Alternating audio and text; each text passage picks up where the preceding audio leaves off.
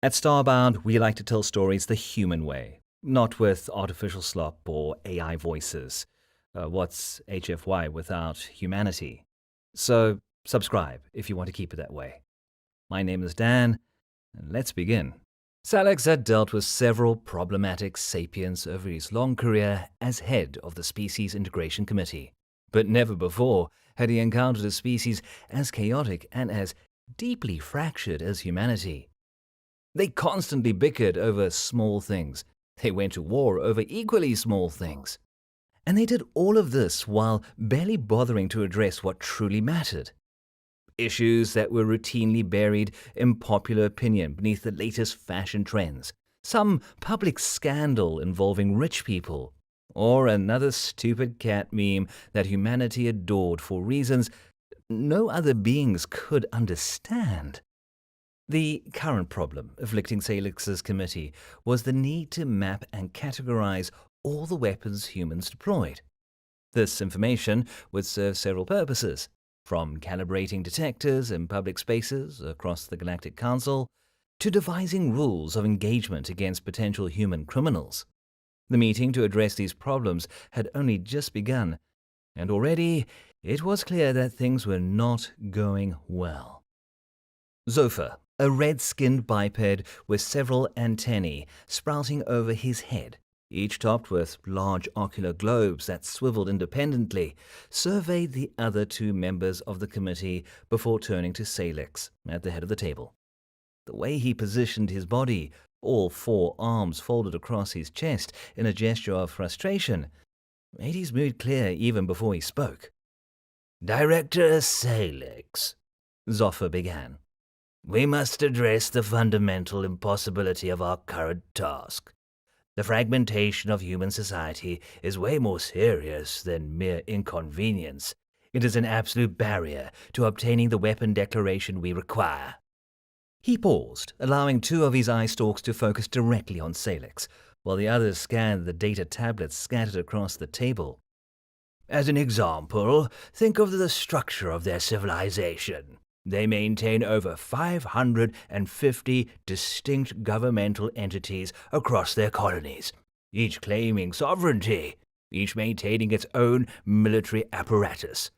Within those entities exist sub-governments, states, provinces, autonomous regions, many of which develop their own security technologies independent of their nominal overlords. Zophyr's antennae quivered as he continued, warming to his subject. But the fragmentation goes even deeper. Human corporations, private entities driven purely by profit, develop weapon systems that they sell to the highest bidder, often keeping the most advanced specifications classified even from the governments that purchase them. We've documented at least 80 major defense contractors across human space, each with proprietary technologies they guard as zealously as any state secret. One of his hands gestured toward a holographic display that materialized above the table, showing a dizzying web of interconnected nodes. And beneath that layer, we have what humans call black projects. Weapons development programs so classified that entire governments don't know they exist. Intelligence agencies operating in the shadows. Military units with budgets hidden in bureaucratic labyrinths. Research facilities that officially don't exist, developing technologies that officially haven't been invented. The display zoomed in, revealing even more complexity. Then we arrive at the individual level, Director.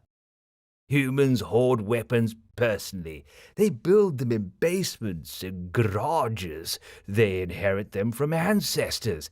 They hide them from their own governments out of what they call principle. Zophyr's primary eyes fixed on Salix with an intensity that would have been uncomfortable if Salix hadn't spent decades in diplomatic service.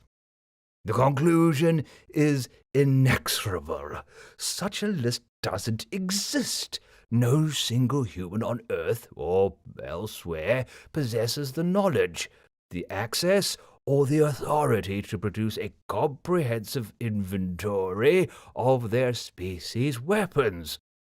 And that is assuming they will be willing to share everything with us, which all evidence suggests they would not. Salix said nothing. His scaled fingers remained still on the table's surface. But beneath it, where no one could see, the single bone at the tip of his reptilian tail tapped out an irregular rhythm against the floor. Tap, tap, tap. Pause. Tap, tap. It was a vestigial trait, one that still manifested even after his species had abandoned physical combat entirely 30,000 years ago. His ancestors had used that tailbone as a weapon, whipping it against predators and prey alike.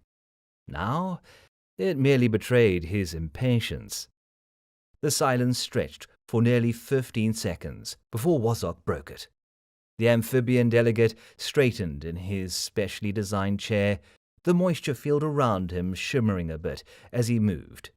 He stared at Zoffer, trying his best to use his typical pair of yellow eyes to look the multi-eyed being in what approximated a face.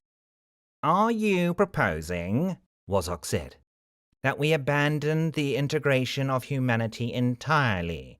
Because if you're stating that no human can provide a list of their own weapons, the logical conclusion is that their species can never be integrated into the Galactic Council." He leaned forward, his throat sac inflating. "Consider the implications, Zoffer. Without a weapons registry, how do we calibrate security scanners at spaceports? How do we train peacekeeping forces to recognize and respond to human weaponry? Wozak's voice rose even more. How do we establish rules of engagement? How do we determine what constitutes reasonable force in disputes? How do we prosecute weapons violations when we have no baseline for what should or shouldn't be present? Humans are simply not suitable for galactic integration. That is the hard truth." When Wozak finished, Salix could see the pair of air sacs inflating beneath his colleague's mouth, in his neck, distending the translucent skin there until the purple circulatory vessels were clearly visible. It was a consequence of how much he'd spoken, how much oxygen his frail amphibian body had expended on words that, while true, didn't bring them any closer to a solution. A third voice entered the conversation, and Salix didn't need to look up to know it was Halara. At twice their collective height, a consequence of evolving in a low-gravity world, she had to lean forward to truly participate in their discussions, placing all her weight on her elongated arms on the table's surface. Her three-jointed fingers, each nearly as long as Salix's forearm, drummed against the material in a gesture of contemplation. "There's another dimension to this problem," Halara said. "Now that humanity has already started their integration process, now that we've accepted their provisional membership, granted them limited trading rights, allowed them to establish embassies, a failure to complete their integration wouldn't be seen as a problem with humans and their species." She paused, letting that sink in. "It would be seen universally and unequivocally as a failure of this committee." Salix noticed the individual reactions immediately. All of them were staring at him. Zoffer had oriented 4 of his 6 eye stalks in Salix's direction, the others scanning the room as if seeking escape routes. Wozok's throat sacs had deflated, but his fingers were pressing flat against the table, his whole body tensed as if preparing to leap.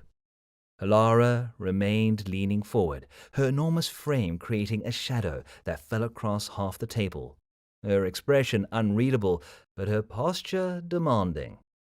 Salix's tail stilled. His mind worked through the problem coldly and methodically. Question: could any single human produce their list?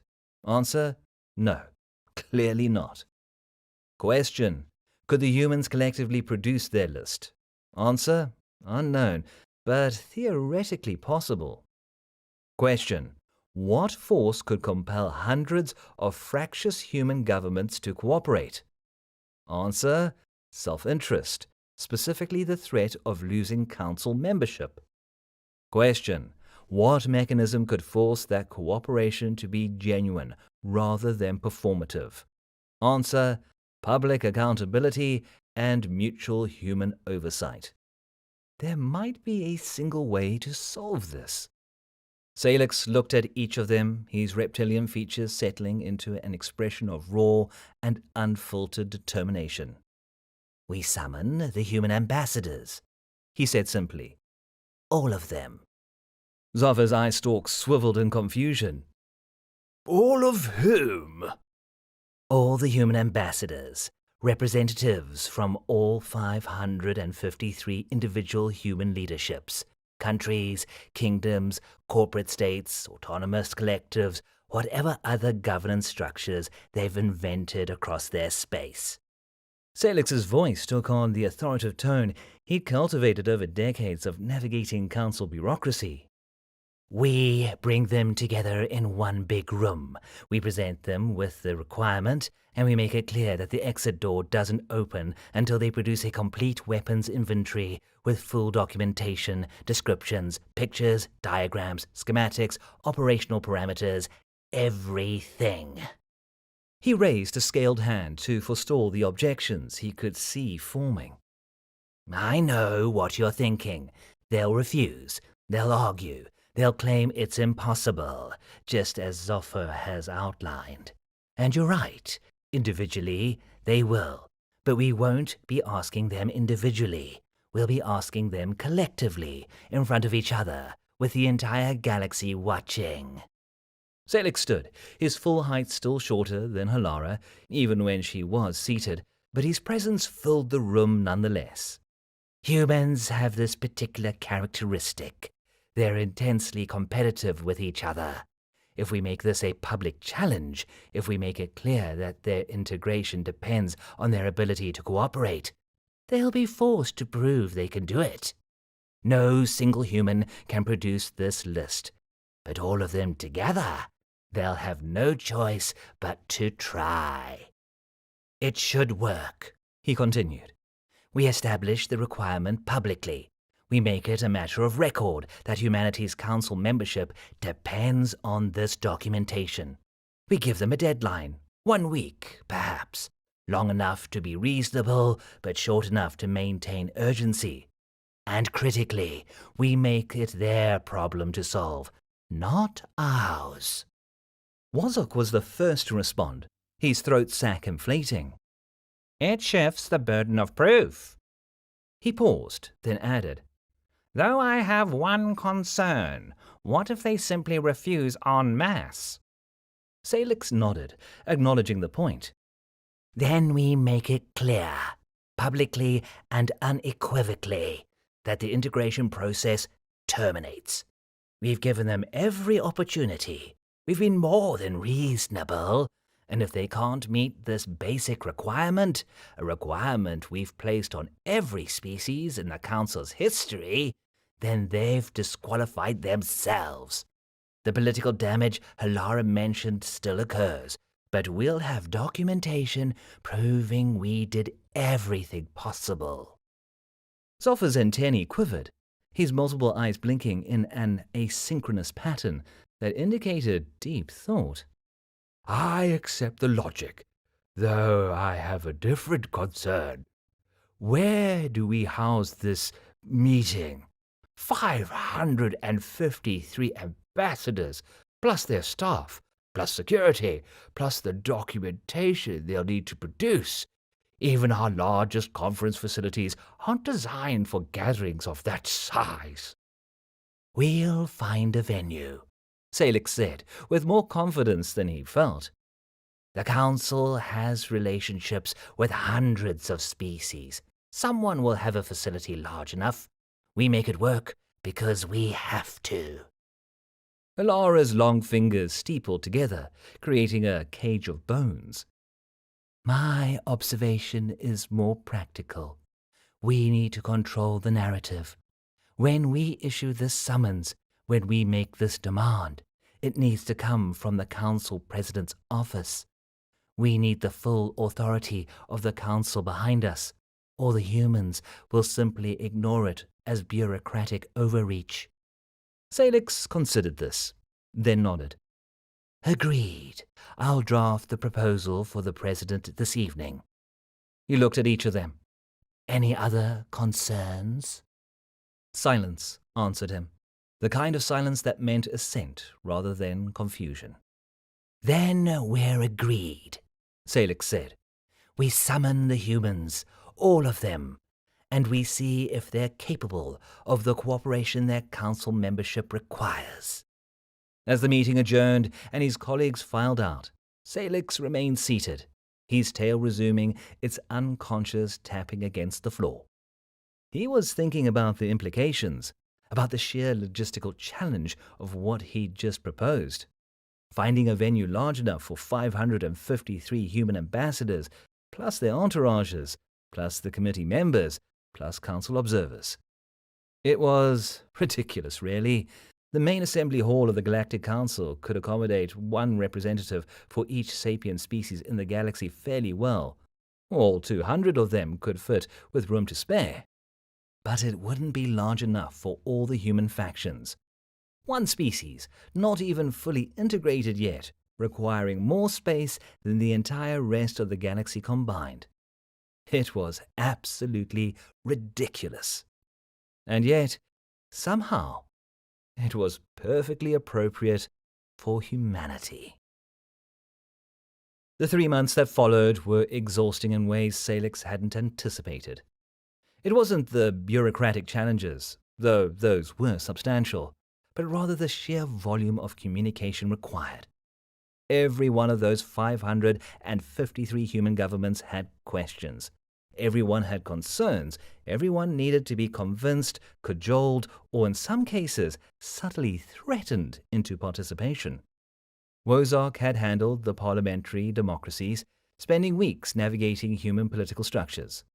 Zoffer had taken the corporate states and commercial entities, his multi-threaded thinking allowing him to negotiate with several entities simultaneously. Alara had managed the monarchies and traditional hierarchies, her imposing presence translating well across communication channels. Salix had taken everything else: the theocracies, the military juntas, the anarchist collectives, and the handful of truly bizarre governance structures that only humans could have invented. Now, standing before the door of the great hall they'd finally secured, Salix felt a wave of exhaustion. The hall belonged to the Gorath, a species of giants who used it for their ceremonial gatherings, perhaps twice a century. Renting it had required negotiations that made Salix question his career choices, but it was the only structure he could find that could accommodate their needs. I'm not ready for this, Wozark said quietly. The moment we walk through that door and tell them they can't leave until they produce a complete weapons inventory, we become the villains of whatever disaster follows. Zoffer's eye stalk swiveled nervously. That's precisely why we're doing it publicly. When they fail, and I maintain they will fail, it needs to be absolutely clear that the fault lies with human fragmentation, not with bureaucratic overreach on our part. If they fail, Alara corrected, though her tone suggested she agreed with Zoffer's assessment. We still don't know that they will. They will.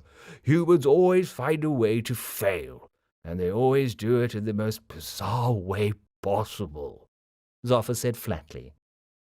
Salix said nothing. He simply placed his hand on the door's access panel and pushed forward, leading the way inside with a confidence he absolutely did not feel.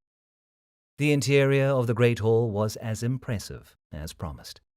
The Gorath had designed it for beings 3 times Salix's height, so the ceiling soared overhead at a dizzying distance, supported by pillars carved from single pieces of stone. But the committee had made modifications. The enormous semicircle-shaped table that now dominated the space was human-sized, with human-sized chairs arrayed around it in dense rows. And filling those chairs were humans. So many humans. Humans of every shade of skin color Salix had encountered, and several he hadn't. Humans in formal suits that looked uncomfortably restrictive. Humans in flowing robes embroidered with precious metals. Humans in military uniforms bristling with incomprehensible insignia. Humans in simple tunics that suggested either poverty or philosophy. Humans with hair in every conceivable configuration, long, short, absent, colored in shades that definitely weren't natural, shaped into sculptures that defied gravity. And they were loud. Oh, were they loud! Multiple conversations in multiple languages created a wall of sound that hit Salix like an anvil.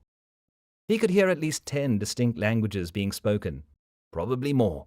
Some humans were laughing, some were arguing, some were conducting what appeared to be business deals right there at the table. Salix noticed it instantly, the incongruity that made his brain stutter mid-step. In the section designated for the colony on Felix Prime, among the human representatives, sat what was very clearly not a human. She was covered in fur, had distinctively feline features, pointed ears, and a tail that swished behind her. Salix leaned toward Wazok, not taking his eyes off the anomaly. "You handled Felix Prime. Why is there a Felesian sitting with the human delegation?" Rozak's throat sac swelled with what Salix had learned to recognize as embarrassment. "That's a Felesian, but she's also the human ambassador. The humans on that planet chose her as their representative." "She has fur and tail." "Yes." "And is very clearly—" "The humans elected her," Wazak interrupted. "There's nothing we can do." Salix stared at the ambassador, who was currently grooming her arm with long licks. "Is this related to their obsession with cats?" he asked. "I'm afraid so," Wazak confirmed. "Of course it is." Salix forced himself to overcome the shock of humanity's diversity and found the strength to walk to the center of the semicircle. Each step felt longer than the last. The table was truly massive, wrapping around them in a gentle curve that put hundreds of human faces in his field of vision simultaneously. Some were watching his approach. Others were still engaging in their own conversations, apparently unaware or unconcerned that the committee director had entered the room. The walk seemed to take forever. He reached the center point, the focal position where the semicircle's geometry would carry his voice to all assembled. For just a moment, he hesitated. So many eyes. Then he straightened his spine, activated the vocal amplification system built into the floor, and spoke. "Ambassadors of humanity." His voice boomed across the hall. "I am Director Salix of the Species Integration Committee. You have been summoned here to address a critical requirement of your provincial membership in the Galactic Council." More conversations stopped. More faces turned toward him. "Every species that joins the Council must provide comprehensive documentation of their weapons systems and technologies. This serves multiple essential purposes. It allows us to calibrate security systems across Council space. It enables our peacekeeping forces to properly respond to threats and criminal activity. It permits the development of appropriate rules of engagement and conflict resolution protocols. And it ensures that all member species operate with a basic level of transparency that is foundational to galactic peace." He paused, letting that sink in. The hall was quiet now, truly quiet, for the first time since he'd entered. "Humanity presents a unique challenge in this regard. Your species is fragmented across hundreds of sovereign entities, each with independent military capabilities, each with proprietary technologies, each with information that is not shared even among your own kind. This fragmentation has made the standard documentation process impossible to complete through conventional channels. A murmur ran through the assembly. Several ambassadors were already shaking their heads. Therefore, Salix continued, his voice cutting through the rising noise. this committee is making the following requirement. You, collectively, as representatives of all human governance structures across known space, will produce a complete and comprehensive inventory of all weapons systems, technologies, and capabilities possessed by humanity. This inventory will include detailed descriptions, visual documentation, technical schematics, operational parameters, and any other information necessary for the Council to properly integrate your species into our security frameworks. The murmur became a rumble. Hands were raised. Voices called out. Salix spoke louder. This inventory will include everything from the simplest personal weapons to the most advanced military technologies. It will include chemical weapons, biological weapons, nuclear weapons, exotic physics weapons, and any other category of weaponized technology. It will include weapons possessed by governments, by corporations, by private citizens, by criminal organizations, everything. If it can be used to cause harm, it belongs on this list. Now they were shouting. Multiple languages competed for dominance. A man in a military uniform stood up, gesturing angrily. A woman in elegant robes was speaking rapidly in a communication device, and that third ambassador had arched her back and was hissing. Salix pushed on, his amplified voice overwhelming theirs through sheer volume. You have 1 week, 7 standard galactic days. This hall will be sealed once I leave. Food, water, and basic facilities will be provided. Communication with the outside is permitted and encouraged. You will need to contact your representative governments to gather this information.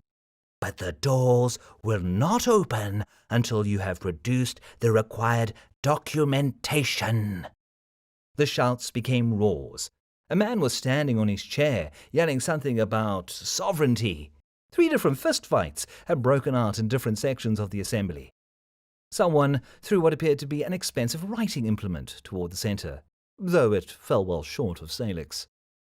Furthermore, And here Salix allowed a hint of steel to enter his voice. understand that the entirety of the Galactic Council is watching this process. Your success or failure here will determine not just your species membership, but your reputation across the galaxy. The choice is yours. Cooperate and join the Council as full members with all attendant rights and privileges, or refuse and remain isolated from galactic civilization indefinitely. He let that hang in the air for 3 full seconds, then delivered his final statement. I will return in exactly 1 week to receive your documentation. I expect it to be nothing less than pristine, comprehensive, and without gaps. The integrity of the Council depends on it. The future of your species depends on it. Do not disappoint me. Do not disappoint yourselves. Salix turned and walked back toward the entrance. Wazak, Zoffer, and Alara falling in behind him in formation. The noise behind them was deafening now. Screaming in a dozen languages, the sounds of furniture being moved. Someone was crying. Someone else was laughing hysterically. As they reached the door, Salix glanced back one final time. 2 ambassadors were physically fighting, grappling with each other while their neighbors were trying to pull them apart. A third had climbed onto the table and was gesticulating wildly while delivering what was probably a speech, though Salix couldn't hear it over the general chaos. That third ambassador had climbed onto her chair and was standing on her hind legs, her tail bristling, yowling something that was definitely not diplomatic. The door sealed behind them with a heavy, final sound. That, Ozark said into the sudden relative quiet of the corridor, went about as well as could be expected. They're going to kill each other in there, Zoffer observed. Possibly, Salix agreed. but if they do, it's not our fault. We gave them a clear task and clear parameters. What happens next is entirely on them. I still say they'll fail, Zoffer muttered. Salix said nothing.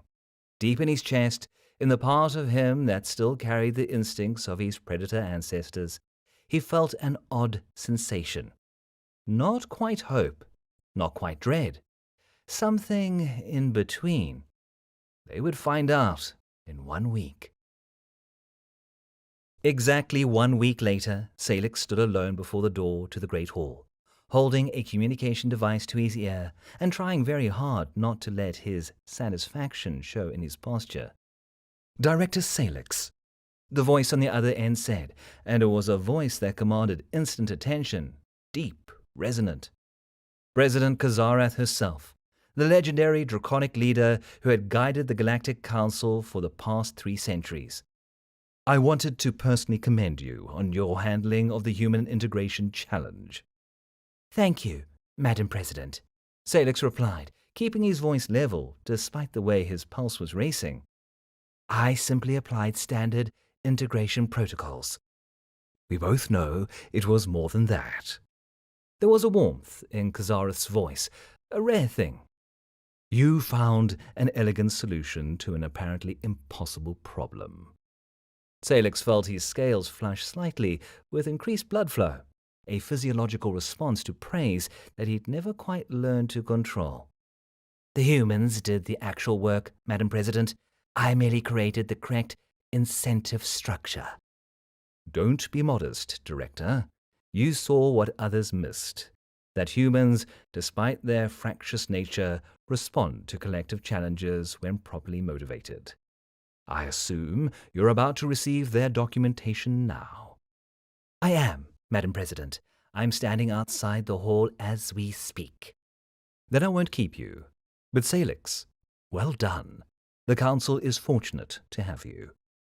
The communication ended, and Salix allowed himself a moment of pure, unadulterated satisfaction. The President herself, calling him personally, praising his work. This was the kind of recognition that led to higher positions, to greater authority, to a legacy that would outlast his lifetime. He was the one who had solved the human problem. Composing himself, Salix activated the door mechanism. As the massive portal began to swing open, he allowed himself to appreciate the moment. He had given them an impossible task, and somehow, against all odds, it appeared they had completed it. The scene that greeted him as he entered the hall was deeply satisfying in its own way. The humans looked absolutely exhausted. Many had visible dark circles under their eyes, a sign of sleep deprivation in their species. Clothing was rumpled, disheveled. Hair was in disarray. The polished diplomatic veneer they'd worn a week ago had crumbled, revealing raw humanity beneath. But they were organized. The fighting had stopped.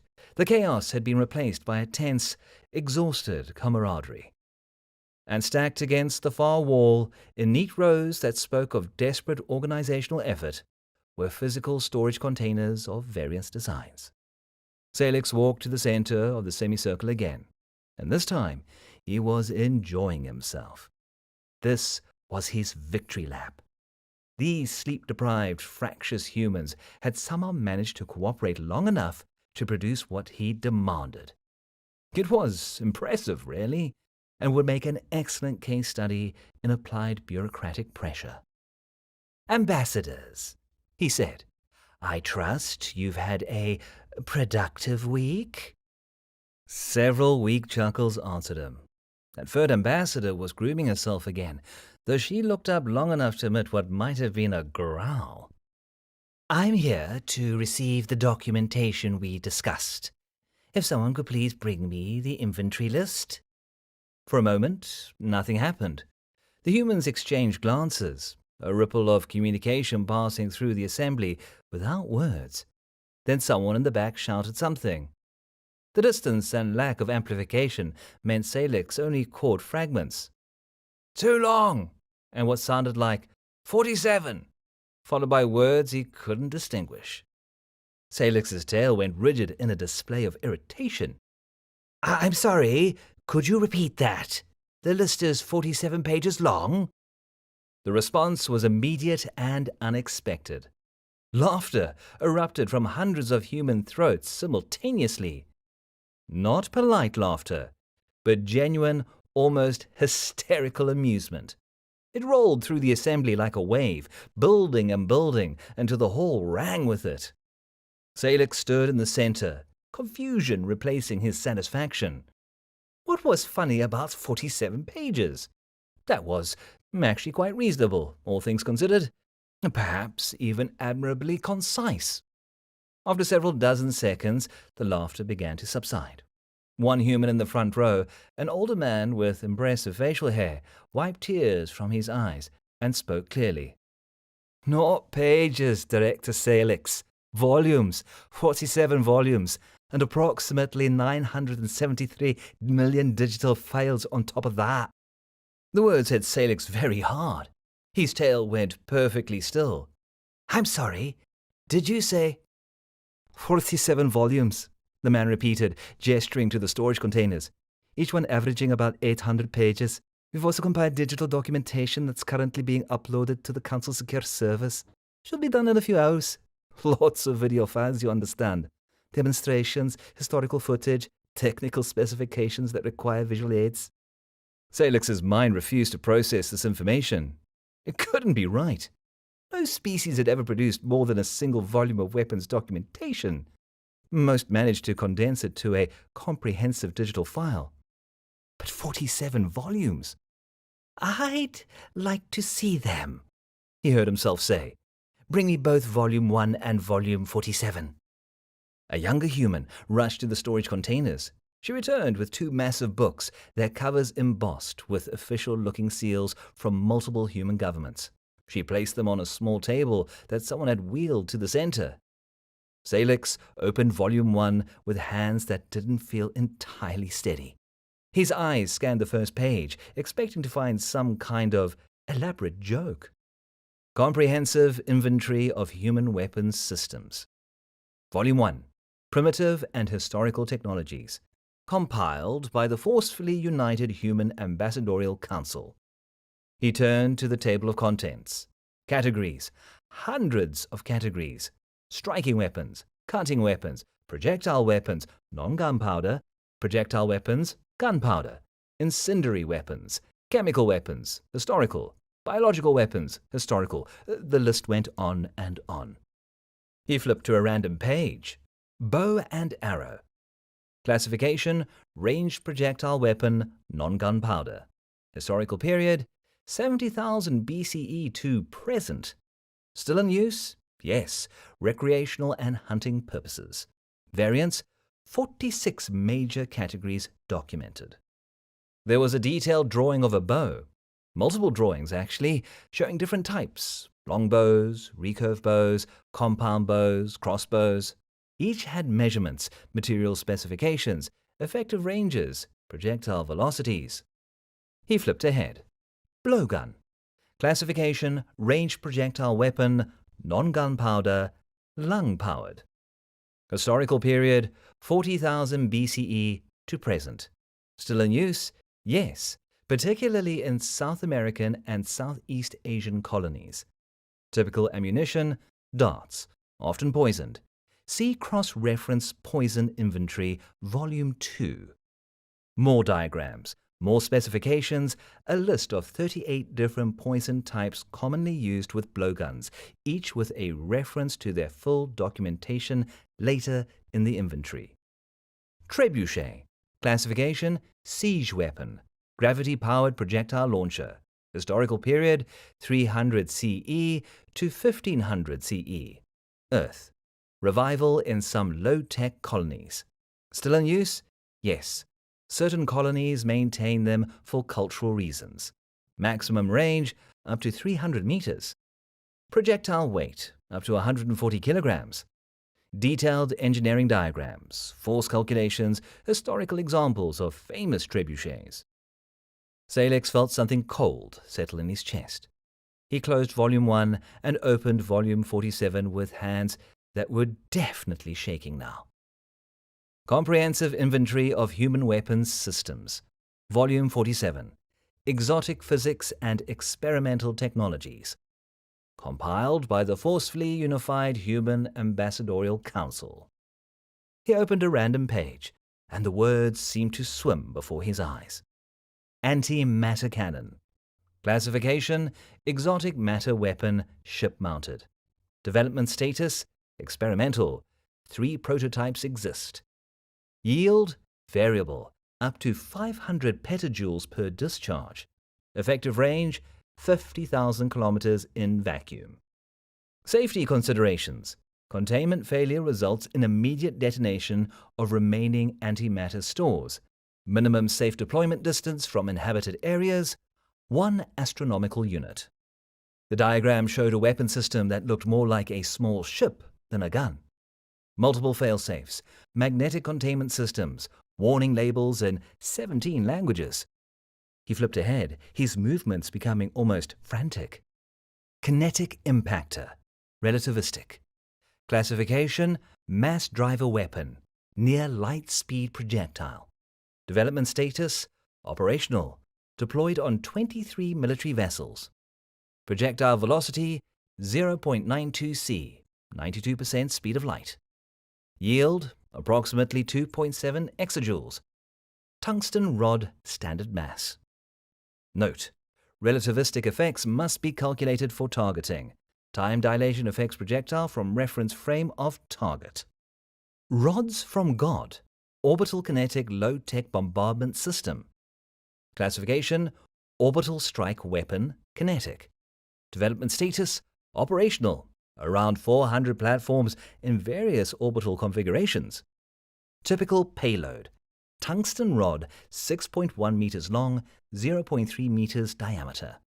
Impact velocity: approximately 10 kilometers per second. Yield: equivalent to approximately 11.5 tons of TNT per rod. Advantages: no explosive payload to detect, no nuclear fallout, cannot be intercepted by conventional missile defense. Stellar compression device, theoretical. Classification: stellar scale weapon, experimental. Development status: theoretical design only. No prototypes exist. Mechanism: induce premature stellar collapse through exotic matter injection. Estimated yield: complete destruction of target solar system. Note: classified as a forbidden technology by all human governments, included for completeness only. Salix looked up from the book. The humans were watching him with expressions that ranged from pride to exhaustion to something that might have been malicious amusement. He began flipping through the pages faster now, unable to stop himself. Chemical weapons that could dissolve atmosphere. Biological weapons that could consume entire ecosystems. Nanotech weapons that could dismantle matter at the molecular level. Temporal displacement devices that were labeled theoretical but concerning. A device called a quantum vacuum collapse initiator that supposedly could destroy the stability of space-time itself, marked with a note that said, "Please don't ever build this." And scattered throughout, mundane weapons. Handguns, rifles, explosives, poisonous gas, things humans had been using to kill each other for thousands of years, documented with the same meticulous care as the reality-breaking superweapons. The laughter had returned now, but it was different now. Less hysterical, more knowing. The humans were laughing at him, and Salix suddenly understood why. One of them leaned forward, a woman in a simple business suit who looked like she might have been pretty before a week of sleep deprivation. "The blueprints are all public now, you know, just as you wanted. comprehensive documentation available to any council member species. Another voice, from somewhere in the back, male and hinting a note of vindictive satisfaction. "Congratulations, Director. You really fucked up by forcing our hand. The best part is, you don't even know it yet." Salix stood frozen. The massive book stood open in his hands. Around him, he could hear more comments, more laughter. "Do you think they understand what a mass driver is? Half the species in the council don't have the material science to build half the stuff. But they might do it now. That's the whole point." Salix slowly closed the volume.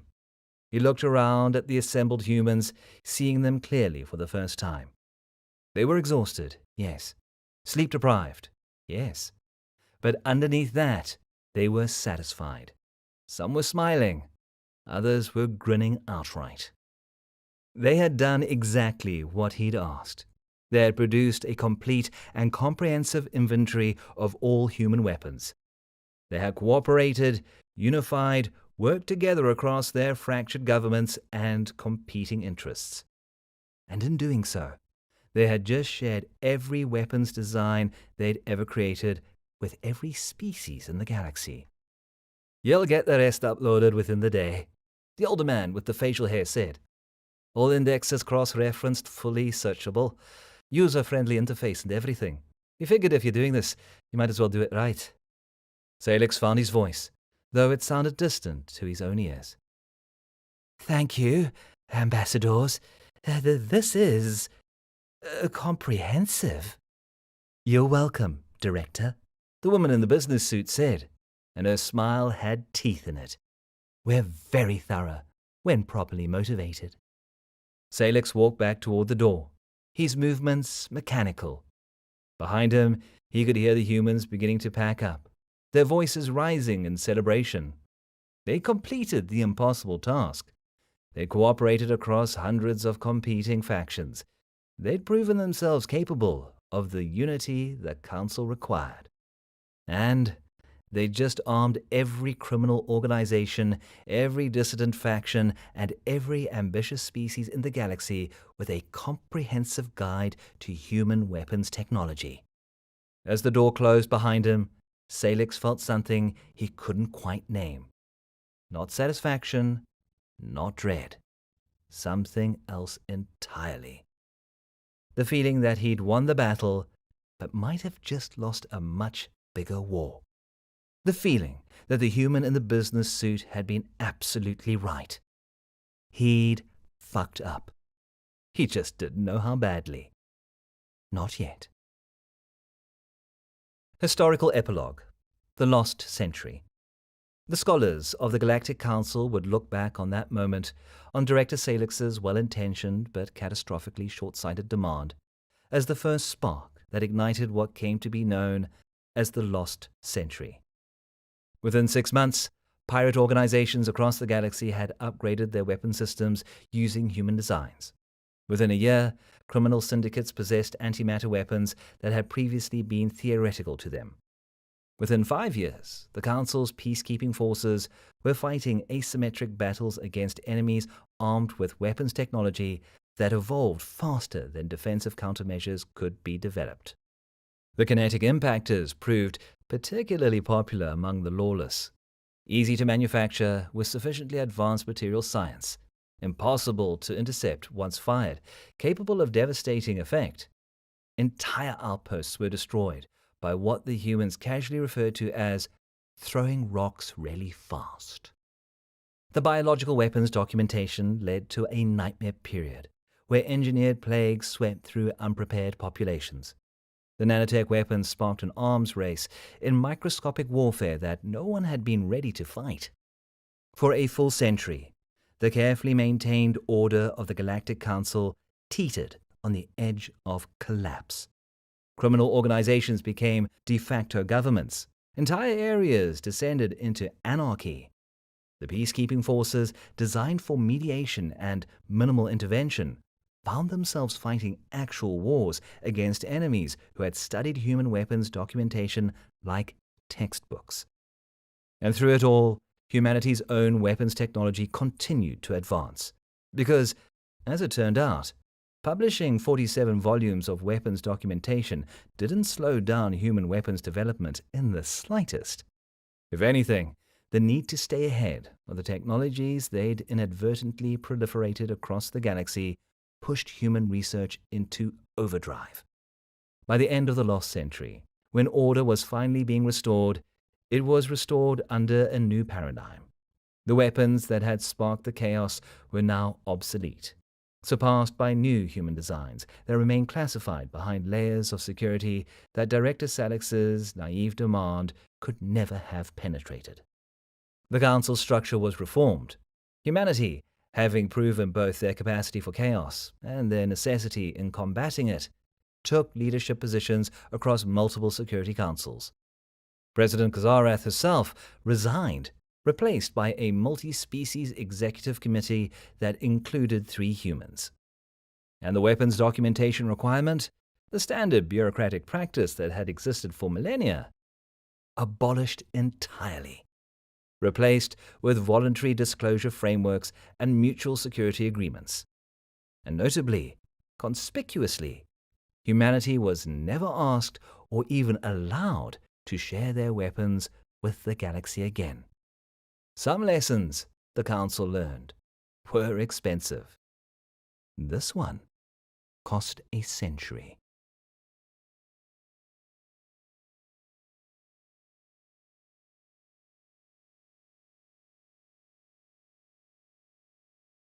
Hello, my all members, subscribers, followers. I said that my channel is low quality channel, and I have submitted some videos in English to change the motto of my channel. Please subscribe my channel, view my videos, and share in all of your friends on Facebook, Twitter, WhatsApp, every social media platform to send my video and view more viewers in my video. Please help me to provide some time to spend with me. Thank you to all members who can subscribe my channel and support me some time. Please view more video and entertainment video. Please help me sometime to